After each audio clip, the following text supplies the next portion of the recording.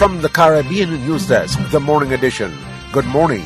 I'm Denis Chabrol. And I'm Kendol Morgan with the latest from across the Caribbean. CARICOM Chairman, Guyana's President Dr. Finale says member states will, before their next summit, sign on to the free movement of people.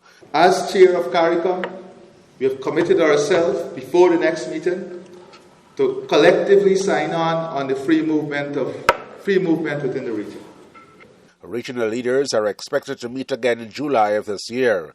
Caribbean weather experts are predicting a hyper-hurricane season this year.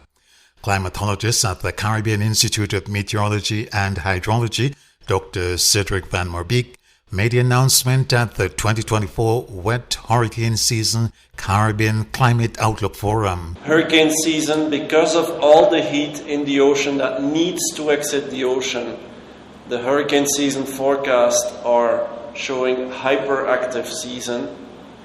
There can be an interplay of the dust. The more dust episodes we have, the weaker the first half of the hurricane season will be, but the second half shouldn't be affected too much. So it's still going to be active during the peak of the season and after that.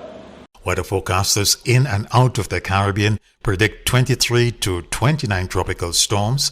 Of that number, 11 to 13 are expected to become hurricanes, with 5 to 7 of them being major. The forecasters say there is a 66% chance of one major hurricane tracking through the Caribbean. Dominica says it will soon follow in the footsteps of Ireland, Norway and Spain, which recently announced that they'll formally recognize a Palestinian state. Foreign Minister Dr. Vince Henderson made the announcement as he welcomed his regional colleagues to a two-day meeting of CARICOM's Council for Foreign and Community Relations COFCOR in the Dominica capital, Roseau. Dominica soon will be issuing a statement applauding the actions taken by Norway, Spain and Ireland to recognize a Palestinian state. Dominica in 2018 recognized a Palestinian state, and we continue to support a two-state solution as we believe that this is the only path to a permanent resolution to the dispute between Israel and Palestine. We condemn the action of Hamas. We believe the acts of October 7th were acts of terrorism, but we also are concerned about the ongoing onslaught in not only Gaza, but in the entire state of Palestine.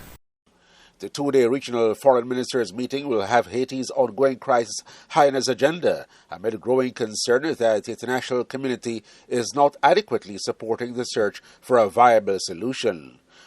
We must, with one united voice, send a strong message that more needs to be done for Haiti. And we must not be shy to make comparisons, as I believe they are only fair. That while some countries could approve billions of dollars for other causes, they have failed to show up in any serious way to provide support to resolve the situation in Haiti. Kenyan President William Ruto is vowing that his country's upcoming deployment to Haiti will seek to crush gangs that have ravaged the Western Hemisphere's poorest country. He was speaking in Washington at a joint news conference with U.S. President Joe Biden. Gangs and criminals do not have nationalities. They have no religion. They have no language. Their language is one. To deal with them firmly, decisively, within the parameters of the law. President Biden says the U.S. will supply logistics, intelligence, and supplies to the multinational security stabilization mission. He says the U.S. will provide a total of $260 million in assistance. Elsewhere, Indonesia and Suriname have agreed to collaborate to protect coasts and rehabilitate mangroves through an ecosystem-based approach and nature-based solutions, including sediment capture unit techniques, maintenance, and data monitoring. Trinidadian police say they shot and killed 4 men in a forested area in St. Augustine, who they believe were connected to last Saturday's kidnapping of young businesswoman Anisha Hussein Singh. The kidnappers had released Ms. Hussein Singh on Wednesday night. Young people from across the Caribbean will be empowered and equipped to drive positive change during the 2024 Youth for Innovation and Resilience program, which culminates during the Caribbean Development Bank Annual General Meeting in Ottawa, Canada, from June 17 to 20. And before we go, let's wish a happy Bermuda Day today to the people of that island. Also, happy Independence Day on Sunday to the people of Guyana. This has been the morning edition from the Caribbean News Desk. You may contact us by phone or WhatsApp on +592 700 9293. Thanks for listening.